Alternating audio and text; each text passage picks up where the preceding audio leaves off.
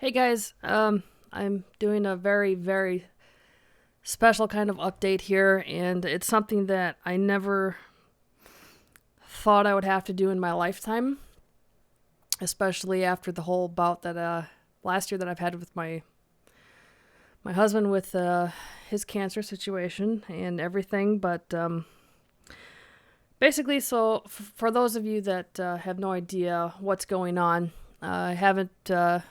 Or, don't follow me on Twitter or Google Plus. Our fur baby, Sydney, is very extremely ill. A very quick back story. Sorry, I'm having a little hard time getting through this, but a little bit of a backstory with him is he's been diagnosed with epilepsy about 8 months ago. And we've been trying to get a good handle on his seizures. And he has some very bad seizures and cluster seizures to boot, which is not good. And we basically started him off, or our vet started him off with phenobarbital.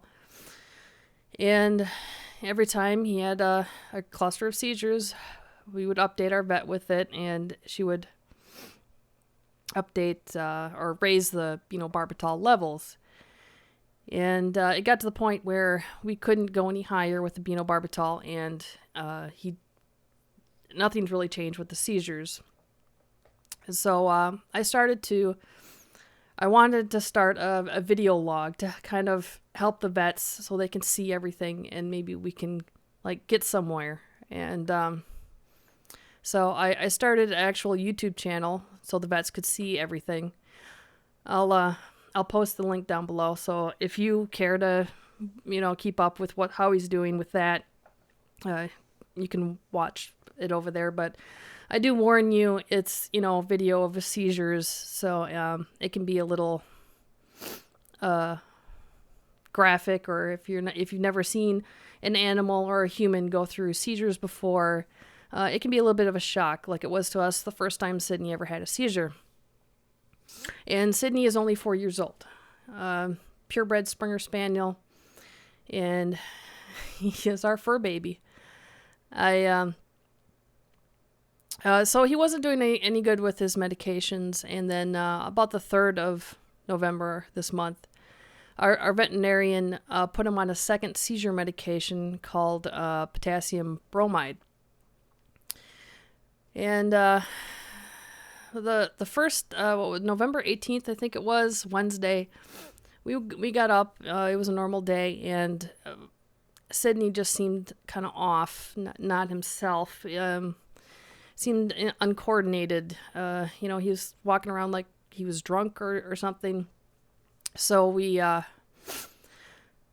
I called the vet. After my husband called me and told me I need to come home from work a little bit early because he stopped eating, and he started vomiting and just acting really weird. So I called our vet and told her all this, and she said, well, maybe he's just got the flu, and give it to overnight. And if you feel like you need to come in the next morning, you can do that, and then we'll just do a full blood work. So, okay, we'll go with that. And that's what we did. We spent a horrible, agonizing night with Sydney, crying all night long. And so I called them right away in the morning when they opened, and we got in, and they ran a full blood work. The blood work came back very bad.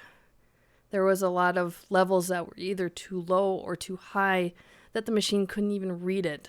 So she thought this was a very severe case of pancreatitis that would be caused by a rare side effect from this new seizure medication of potassium bromide. So right then and there, she basically said, you need to go to an actual veterinarian hospital. He's in really bad shape. And that we can't basically treat him here, and there's no real clinics or veterinarian, anywhere in this area. The closest one, it would be 3 hours away. So they hooked him up to an IV bag right away. and helped us get him into the car. And I have a picture of that on our way down there that day. And the doctor came in and took him back right away and checked him over, and then came and sat and talked with us. And it wasn't... They were hoping he would make it through the night. Which he did. But they ran a battery of tests on him. And yeah, things just were not good. So he ended up having 2 seizures that night as well for them while they were running tests on him, because his certain levels in his blood were so low that were triggering his seizures. So we also had to sign a form that night that if anything would happen, if we would want him resuscitated. That was very hard to take right there at that point. And we signed the form that, yes, we do want him resuscitated. And we kept getting calls and updates. Yesterday, which was the 20th, we got an update from him that he still wasn't eating. And if he wasn't going to eat by the afternoon, they were going to put a feeding tube in him to try and kickstart his stomach and his intestines and all of that. And I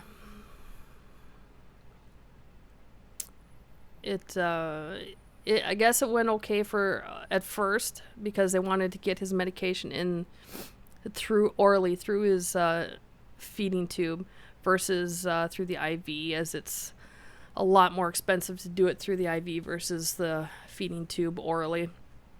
And they said he was starting to actually get better. He was looking more alert, more perky, and that kind of stuff. So we said, great, when can we see him? He said, well, we can see him tomorrow, which was today, okay, the 21st of November. So I said, great. So we planned the trip. It's a 6-hour drive round trip, 3 hours down there, 3 hours back. So great, we'll go down and visit him. Maybe seeing us will perk him up. Maybe he'll eat for one of us. Who knows? So we drove down there, and they brought him out, and he was walking, which was good. And we went to the visitation room, sat there with him, and he looked pretty much the same as when we brought him in. He was very lethargic, but he was walking, which was the major difference. And but I noticed his belly was kind of big, and I said, well, that's not really normal for him. And they took note of that. And we spent a good while with him, and we were able to take him for a little short walk, even though he didn't really want to, outside, just for a few minutes, and brought him back in and said goodbye and started heading home. And, well, we got an update of how expensive our bill is at this point, and let's just say it's a lot more than what we ever dreamed of. So we went back home, and just as before we're pulling the driveway, the doctor called us and said, we did an ultrasound of his stomach because, you noticed that his stomach was kind of big. And we found that basically his stomach is still not processing food because of he still has major pancreatitis. And his stomach is really large with liquid, and it's also seeping into his abdominal cavity. So we're going to work through the night to drain all the fluids from those areas. And we stopped any kind of liquid diet that we were giving him through the feeding tube and went back to the IV, so that we kind of went a step backwards today. And then she also explained that it's probably going to be quite a few more days if things don't start improving. The major hurdle we have is to get him eating on his own, which so far has been a really, really big struggle. And that's not like him at all. He's one of those where if you have something anywhere near him, he will chow it down in a second. So we were just surprised that, he doesn't really want anything. And then, of course, his medication of phenobarbital, his original medication that he's still on, has a side effect of, he acts constantly hungry. So this is, something's really wrong with him.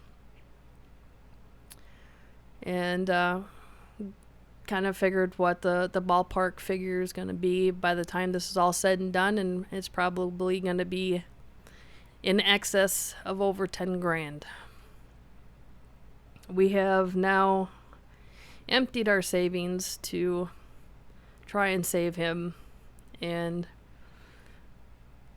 we're at a point where we have to ask for help somehow, and we're not really sure how. So I started a GoFundMe account, and I'm going to put a link to that in the description, and it has everything basically I just said, including some extra details that I may have forgotten or whatever. I have never in my life had to ask for help, like I said earlier. This is pretty much to save him, give him a chance at life that he deserves. Some people won't get this. Some people will look and just say, oh, it's just a dog. That's not the case for us. That's not the case for my husband and I. He's our kid.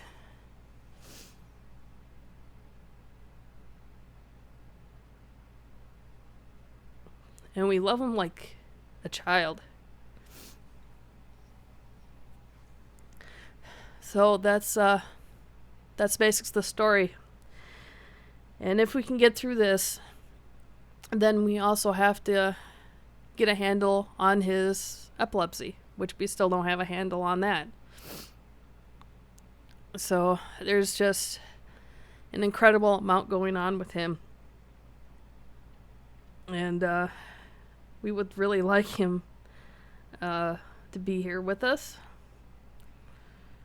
and living life to the fullest. I mean, when he's feeling good and on top of his game, he's out in that backyard chasing squirrels, rabbits, birds, anything he can chase. He's always been a great hunter. And we have a huge, a little bit less than an acre fenced-in backyard that we have for him with doggy doors, so he goes in and out whenever he feels like it. And I mean, he's our baby. So I'm asking for a tremendous amount of help.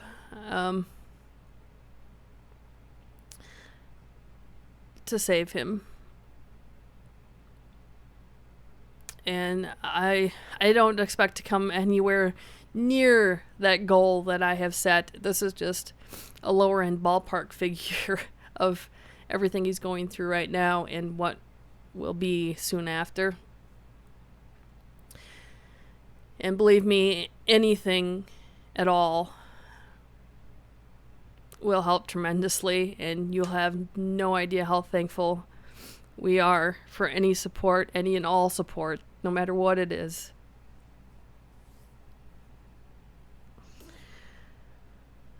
So that's pretty much the story, and like I said, I'll have a link to his log channel down below and his GoFundMe account down below.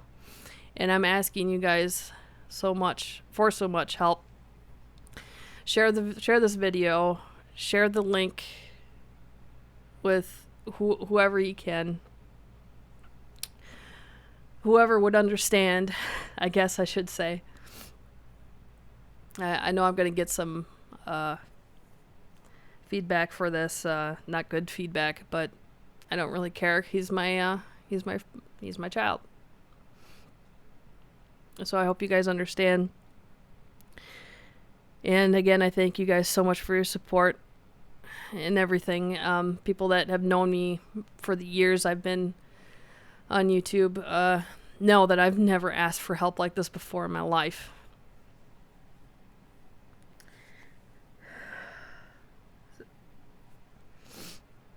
I just want to thank you guys.